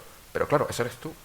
Entonces, eso depende, es relativo, es perspectiva y es la situación de cada editorial. Es complicado y creo que es un error generalizar, ¿no? O por lo menos es nuestra opinión desde Milky Way. Que conste que yo no he hablado nunca de burbuja, ¿eh? No, Que... Es que lo ha Sí, hecho sí, muy bien. vamos en orden. No, Sí, lo sí, ha explicado, no, lo ha explicado hay muy que- bien. O sea, en nuestro caso, pues sí que hemos tenido que reestructurar el plan de publicaciones. Yo lo había comentado alguna vez, incluso con la subida de gastos, incluso vendiendo el 100% de la tirada, cubrías los gastos justitos sin tener ningún beneficio. Y eso, tomas decisiones y reestructuras. Igual que cuando vas por la autopista y tienes un camión aquí y otro que, ¿sabes? Y tienes que pegar el volantazo o apretar el acelerador, tirar adelante, pues, o frenar y volver atrás, ¿no? O sea, reestructuras las cosas y la gracia está en intentar calcular cómo irá el mercado dentro de 6 meses, porque una cosa que no se dice nunca es que nosotros no estamos trabajando en diciembre de 2023, estamos trabajando en... Sí, sí. Claro, estamos trabajando en marzo. Bueno, estamos trabajando en marzo. Estamos haciendo los libros de marzo, pero estamos... Entrega de marzo, claro. Claro, estamos haciendo... Tengo Pero que entregar estamos, en marzo. pero estamos ofertando el Salón del Manga del año que viene. O del otro. O sea, nosotros no estamos trabajando ahora. Estamos trabajando a un año vista o año y medio vista, por ahí. Entonces, a veces hay percepciones de por qué sacar esto o por qué no me sacan una cosa que ahora han sacado el anime de sorpresa y por qué no me sacan la serie, pues porque no sabíamos que había anime, ¿no? Entonces, voy por la burbuja, ¿eh? A veces tengo una sensación de profecía autocumplida, ¿no? O sea, que hay gente que quiere que estalle la burbuja para poder decir, yo dije que había la burbuja. Pues vale. Para mí no la hay, o sea, no, es que nosotros hemos ido creciendo poco a poco en 3 años, desde que anunciamos el Candy Candy en su momento, ¿no? Que además el día de salida a la venta era el día que nos encerraron a todos. y hemos ido, o sea, han decidido las ventas en ningún momento, o sea, al final hay títulos que aciertas, títulos que no, pero las ventas para mí son estables, o sea, no veo que haya una burbuja ni una desaparición de lectores. Para mí hay una estabilidad. Este año nosotros en nuestro caso hemos repetido el año pasado, hemos sacado la misma cantidad de novedades, 2 arriba, 2 abajo, no me acuerdo, y creo que hay mucha mala leche por sectores reaccionarios de la crítica que no aceptan que el manga sea una realidad que ha venido a quedarse. Eso creo que es básico, o de sectores de dentro del mismo manga que no aceptan que haya más competencia ahora. O sea, yo creo que hay mucha mala leche en eso. Pero bueno, y luego, claro, eso se transmite y se multiplica por las redes, ¿no? Porque en las redes lo negativo se multiplica 1000 veces y lo positivo no se multiplica de ninguna forma. Para mí esa es la sensación que hay, ¿no? Un deseo de catastrofismo, como contabas tú antes, y de poder decir, yo ya avisé. Bueno, Complicado. Yo soy novato y no... sí. No. ¿Ves? A ver cuánto tiempo me vale la excusa, ¿no? Exacto. En fin, bueno, yo es que soy un poco demasiado fantasioso, entonces yo me empiezo a imaginar que todo lo que se pueda percibir como negativo no tiene por qué serlo. Y también empiezo a pensar en el mayor contexto, ¿no? Porque el manga existe en el mayor contexto de mayor conocimiento de la cultura japonesa de entretenimiento en general. Y yo quiero buscarle el encaje ahí, de que vivimos en un cambio de paradigma cultural, ¿no? Porque si hace 15, 20 años estuviéramos hablando de que el cómic japonés es el estándar de cómic, ¿no? Que yo creo que ya podríamos hablar de que estamos ahí, ¿no? O sea, está claro que el superhéroe americano sigue siendo un peso súper pesado y que la banda de cine franco-belga nunca va a desaparecer, ¿no? Dentro de ahí, pues la aportación patria, que siempre está muy bien, ¿no? Pero sí que está claro que un porcentaje súper grande y ya que va a ser parte inherente del panorama del cómic es el japonés. y no tendría por qué dejar de serlo, ni tendría por qué dejar de incrementarse, porque además las características, digamos, ventajosas del manga respecto a otros tipos de cómic están ahí, tanto a nivel del producto como a nivel editorial, ¿no? Podemos editar cómics de 200 páginas en blanco y negro, nos cuesta mucho menos que si lo tuviéramos que hacer en color o si lo tuviéramos que hacer en formatos mucho más grandes, ¿no? O sea que esas piezas o esas teclas no se van a dejar de pulsar, o esas reglas del juego no van a cambiar. Entonces yo creo que hay más partes positivas, ¿no? para la esperanza. Y pues eso es lo que dice Carles, ¿no? De profecía autocumplida. Al final alguien dice un meme, ¿no? En internet, o hacen una columna que la gente dice, pues si lo dice será que es cierto, ¿no? Y no tiene por qué. Y es que además nosotros podemos ir moldeando las cosas para que no necesariamente acaben ahí, ¿no? Entonces yo, aunque al final me pegue yo mismo un tortazo, pues voy a ir pensando que puedo evitarlo, ¿no? O sea que el número de éxitos puede tender a ser siempre más grande que el de los, entre comillas, pues fracasos, ¿no? Por llamarlo así. Me preocupa especialmente esta afirmación que ha hecho Carlas, el tema este de no se acepta la importancia del manga. Estamos aquí aún estamos en este punto en el que hay gente que no acepta o no, con un evento como el que estamos hoy aquí, con el éxito arrollador que estamos teniendo, los números que son públicos y están sobre la mesa. Pero es que hay, hay gente que ni acepta el cómic. No, pero ya no hablamos del manga. O sea, el problema viene de arriba. No, pero la Asociación de Críticos, de la que tú formas parte, sí. Le cuesta mucho que entren los mangas en los esenciales semestrales cuando sabéis que eso tiene un peso muy grande. O sea, yo sé que tú no eres una de las que no lo aceptan, ¿no? Yo voto mucho manga. Casi todo manga. Claro. Él lo sabe. Sí. No, pero digo, cuando los esenciales sabéis que son básicos para la entrada en bibliotecas, que se fijan mucho en ello, y la entrada en bibliotecas es básico para la entrada en la cultura general, porque por la gratuidad del producto, etcétera, ¿no? Eso es a lo que me refiero, ¿no? O sea, si en no sé cuántos son, 50 cada semestre, ¿no? O por ahí, los esenciales. Pues no lo sé, ¿cuántos hacemos al semestre? 35, vale. Bueno, si ahí, o sea, siendo el más del 50% de las ventas, allí llega a ser un 5%, bueno, igual hay 5 títulos, como mucho. Unos 5 o 6 títulos, sí. Claro, pues fíjate, cuando realmente tendría que ser pues la mitad, tendría que ser 17, porque en ventas es lo que es el peso que tiene en la industria, ¿no? Me siento muy interpelada, Carlas, no me gusta.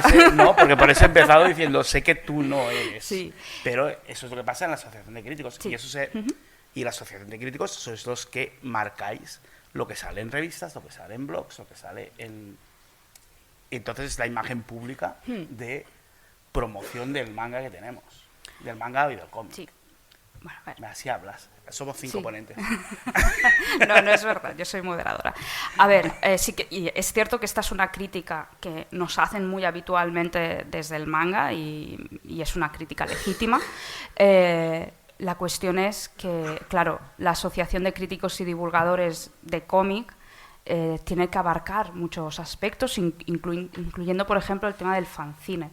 Entonces, es complicado llegar a todas las sensibilidades y hacer una lista de 35 títulos que sea representativa de absolutamente todos los nichos de mercado, no solamente del manga, sino del cómic, porque luego cuando sale la lista hay los que te dicen es que hay poco manga, pero es que hay gente que te dice ¿por qué hay tanto manga? O te dicen ¿por qué hay tan pocos demografía femenina? Y dices, bueno, pues no sé por qué no cabían más, porque al final eso es una votación de los socios, de la cual, de la forma más democrática posible, todas esas personas con sensibilidades que son muy diferentes, porque no tiene nada que ver lo que pueda votar Uriol Estrada con lo que pueda votar Mark Charles, que es del mundo del fanzine y del cómic underground. Entonces, claro, es complicado hacer algo que sea del todo representativo, fíjate, pero hay una potente voluntad. Diversas, solo los que sois otakus de nacimiento, digamos, que habéis pasado a ser críticos, solo sois los que apoyáis el manga. O sea, la sensibilidad del señor, que yo qué sé, que está en su blog y que ha nacido el europeo, no se acerca al manga. Por eso digo que no acaba de aceptarse, o sea, no acaba de permear Sí. a los otros sectores. Igual que también cuesta mucho que el lector de manga permee al europeo Claro. o al americano. Eso es interesante y a mí me gustan mucho las propuestas que son fáciles de venderle a alguien que no le gusta el manga o al revés, la gente que es muy de manga dices, oye, que hay cómic más allá del manga, que no todo es en blanco y negro. ¿Vale? Y por ejemplo, Junji Ito funciona muy bien para ese tipo de lectores, todo lo que tiene que ver con Candy Candy, también funciona muy bien. Obviamente hay muchísimos títulos de Norma Editorial que también funcionan muy bien, todo lo que tiene que ver con Akira, Pesadillas. Yo creo que Pesadillas es el cómic que más recomiendo a gente que no lee manga normalmente y le puedes recomendar un manga. Y el éxito de los BLs de Milky, conozco varios proyectos tipo podcast que han llegado al manga a través de los BLs de Milky, que dices, ¿cómo es posible si solo hablabais de superhéroes? Bueno, hay un rollo muy BL en los superhéroes. Entonces, A ver, lo que creo que también es lo que comentaba antes Anabel, el problema viene de más arriba, y lo que comentaba yo mismamente antes, hay libreros que simplemente no meten manga en sus librerías porque no les gusta el manga. Nos han llegado a decir alguna vez, que como hacemos distribución directa en varias zonas, es que no tenemos manga en la librería porque el lector de manga no es fiel. ¿Perdona? O sea, o eso, libreros que no meten según qué tipo de géneros, o el BL o hentai, por lo que sea, en su librería y están en todo su derecho. Pero claro, el bloqueo viene, se escapa de nuestras manos. No podemos obligar que una librería tenga manga en su librería o BL o Yuri en su librería, como no podemos obligar a una asociación de críticos a que recomiende más mangas, y bueno, ellos no se ven en capacidad para meter más manga, a pesar de ser un porcentaje mayoritario en la facturación del cómic.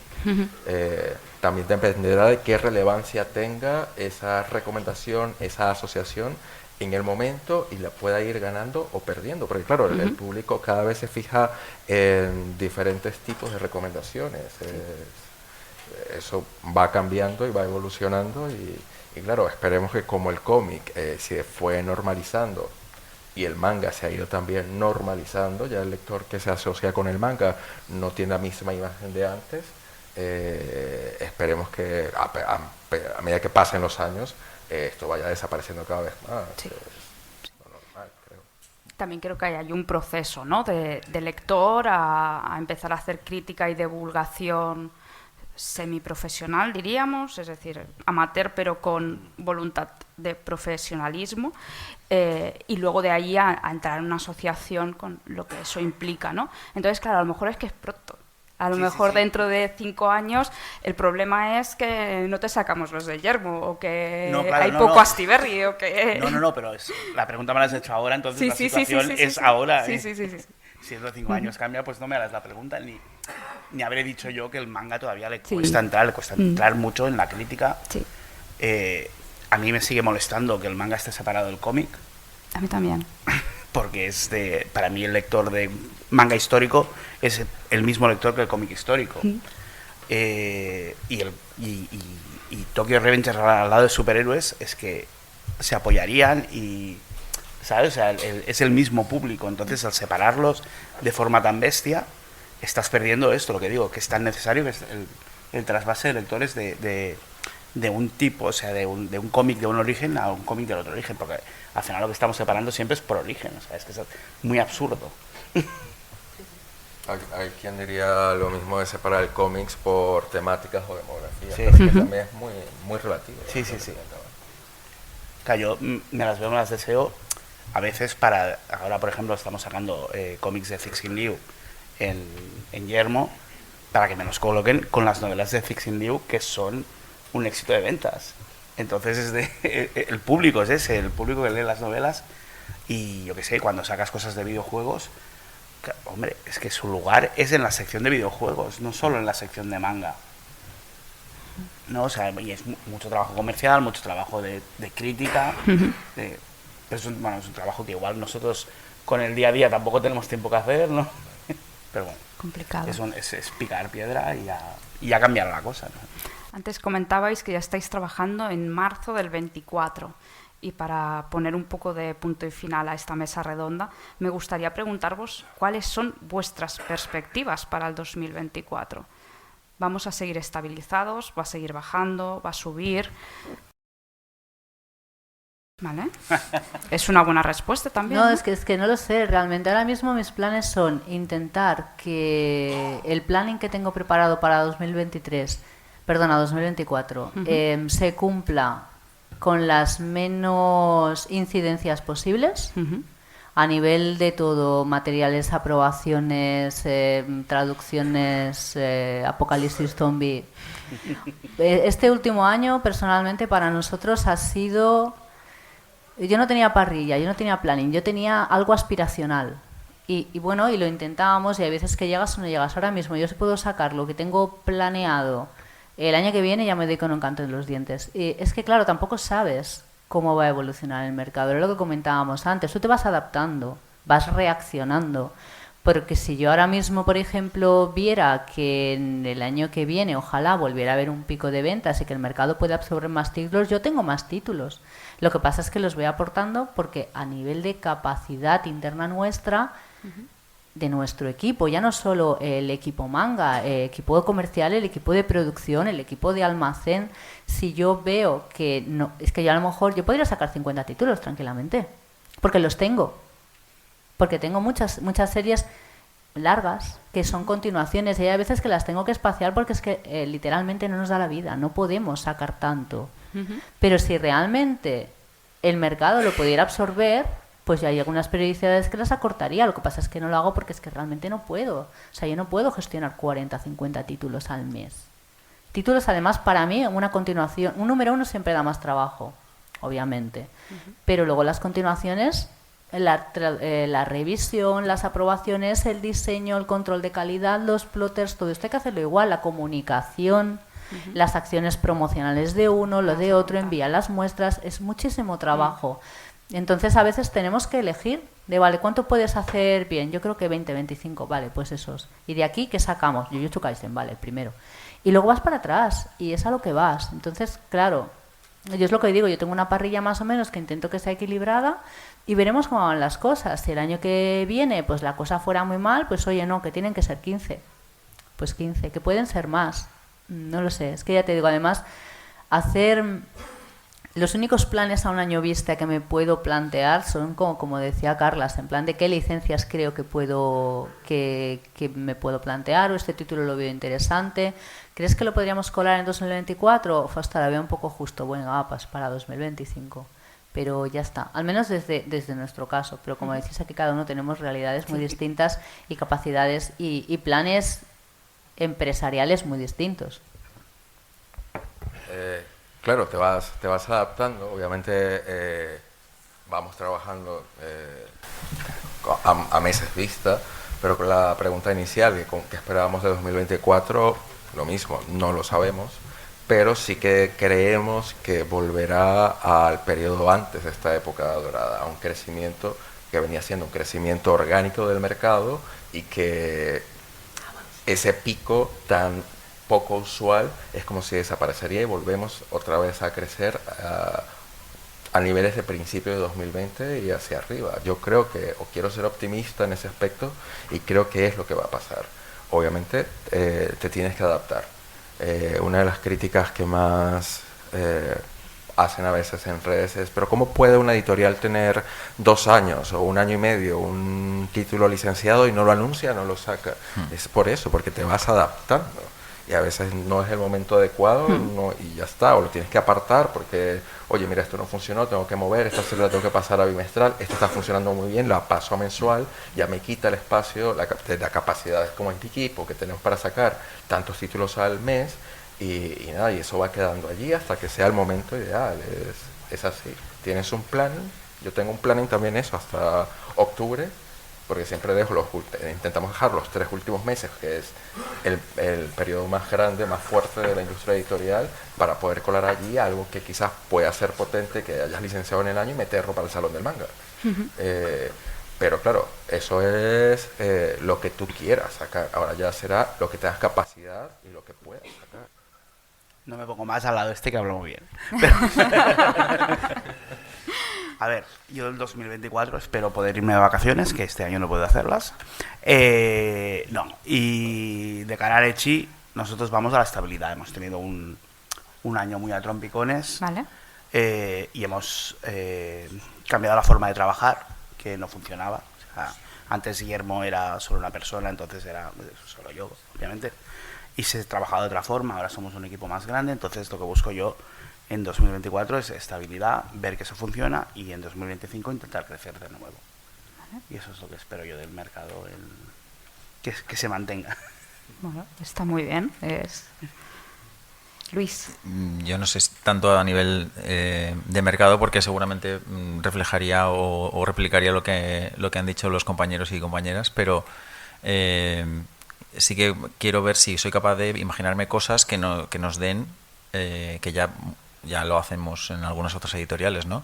Que nos den algo de flexibilidad y que nos quiten algo de riesgo, ¿no? Y si hay que revisar cosas que por inercia o por tradición se han hecho de ciertas formas, pues ver hasta qué punto puede valer la pena cambiar algo, ¿no? Y pues en la medida de lo posible, dentro de mi proceso de aprendizaje y de intentar que la excusa de que soy novato pues me dure lo máximo posible, pues ir dejando mis huellas, ¿no? En las diferentes partes que forman parte de ese arduo periodo, arduo proceso de comunicar, revisar, o sea, todo lo que es la realización técnica, el poner en boca y ojos de la gente las partes interesantes de cada una de las obras. Ahí yo ya estoy trabajando todo lo que puedo. Con suerte pues ya se verá que a lo mejor la comunicación respecto de nuestros manga mejora un poquito, ¿no? Ahí he intentado ya influenciar lo más rápido posible, y me gustaría hacer cosas como, pues por ejemplo, lo que hemos hecho, y perdona que haga publicidad, pero de lo primero que cayó en mis manos, que fue Superman contra la comida japonesa, absolutamente en el mismo momento en que lo tuve enfrente dije Roger Ortuño. Y hemos tenido la suerte de que Kodansha nos ha aprobado la colaboración con Roger Ortuño, ¿no? Que ha escrito un artículo, lo tenemos al final del... Y a lo mejor por inercia dirían, no, o sea, que no tenemos ese margen de decir, hay que hacer todo el trabajo de hablar con Roger, ver cómo lo vamos a hacer, traducirlo, enviarlo para que lo aprueben, que nos digan lo que no les parece bien, volverlo a enviar. Eso es un trabajo extra. Pero a lo mejor ese pequeño granito de arena de que a lo mejor gente que no lee mucho manga pero le flipa la cultura japonesa y la comida japonesa va a decir, ostras, Superman, ¿quién no conoce Superman, no? Y encima es un manga y encima va de esto. Ese es el tipo de cosas que voy a intentar ver si podemos, con pequeñas aportaciones de valor añadido que cuestan sangre y sudor y lágrimas, pues conseguimos entrar en más ciclos virtuosos, ¿no? Y aportar todo lo posible, ¿no? Ya sé que suena todo así un poco cliché y positivista y tal, pero bueno, yo lo voy a intentar ver así porque yo soy un poco así, ¿no? Entonces... Lo malo sería si fueses novato y fueses súper pesimista. Claro, aquí no, esto va a ser una mierda, va a salir muy mal. Oye, pues hemos llegado al final de la mesa redonda. Me gustaría daros las gracias a todos los que habéis aguantado. Espero que os haya resultado interesante y sobre todo muchísimas gracias a Anabel, a Carlos, a Carlas y a Luis. Un fuerte aplauso para ellos.